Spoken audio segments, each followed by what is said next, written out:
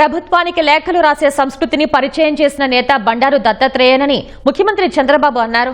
హైదరాబాద్లోని శిల్పకళా వేదికలో నిర్వహించిన దత్తాత్రేయ ఆటోబయోగ్రఫీ ప్రజలే నా ఆత్మకథ పుస్తక ఆవిష్కరణ కార్యక్రమంలో ముఖ్యమంత్రి పాల్గొన్నారు. దత్తాత్రేయ నిజాయితీ నిబద్ధత ఉన్న నాయకుడన్న చంద్రబాబు ఆయన పుస్తకావిష్కరణ కార్యక్రమంలో తన పాత మిత్రుల్ని కలవటం ఆనందంగా ఉందన్నారు.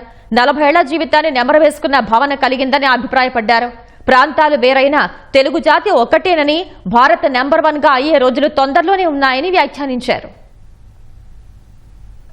జెంటిల్ మ్యాన్ కి ప్రతిరూపం బండారు దత్తాత్రేయ గారు. ఒక సాధారణమైన కార్యకర్త, జాతీయ నేతగా ఎదిగిన జీవన గమనం, ఎమర్జెన్సీ రోజుల నుంచి దివిసీమ ఉప్పెన వరకు దేశానికి అందించిన సేవలు, సాధారణ స్వయం సేవకు నుంచి ఉన్నత స్థాయికి ఎదిగిన వ్యక్తిత్వం, ఎన్నో పోరాటాలు, ఎన్నో ఉద్యమాలు, ప్రజా జీవితంలో ఎన్నో సంఘర్షణలు.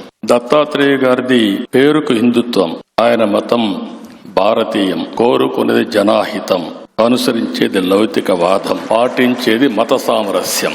అధికారంలో ఉన్నా లేకున్నా పార్టీ కోసం పనిచేసే నిబద్ధతతో నిలబడిన వ్యక్తిత్వం అయింది. అన్ని పార్టీల వాళ్ళలో కలుపుకొని వెళ్లే హుందాతనం అయింది.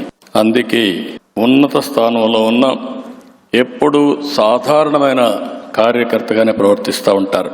అనేక ట్రెండ్స్ సృష్టించాడు. బండారు దత్తాత్రేయ గారి జీవితంలో 65 ఏళ్ల పాటు ప్రజాసేవలో తపనతో పనిచేశారు. 45 సంవత్సరాలు రాజకీయాల్లో కొనసాగారు. వివిధ ప్రజా సమస్యలపైన ప్రభుత్వాలకు ముఖ్యమంత్రి లేఖలు రాస్తూ, లేఖలు రాయడానికి అంబాసిడర్గా ఒక ట్రెండ్ సృష్టించాడు.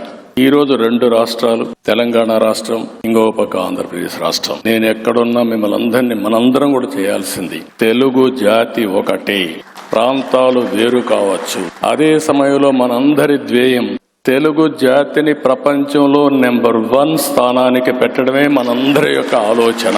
రాజకీయ పార్టీలు వేరు కావచ్చు. ఈ రోజు మనం గుర్తుపెట్టుకోవాలి, పివిఎన్ నరసింహారావు గారు ఈ గడ్డ మీద పుట్టిన వ్యక్తి ఆర్థిక సంస్కరణలు తీసుకొచ్చి దేశం యొక్క దశ దిశ మార్చారు. ఈ రోజు ప్రపంచంలోనే భారతదేశం నెంబర్ 1 గా తయారయ్యే రోజులు తొందరలోనే ఉన్నాయి. అదే సమయంలో తెలుగు జాతి అందరికంటే అగ్రజాతిగా ఉండడానికి మనందరం దీక్ష తీసుకుని ముందుకు పోవాల్సిందిగా కోరుకుంటూ, దానికి కూడా దత్తాత్రేయ గారు ఒక స్ఫూర్తి.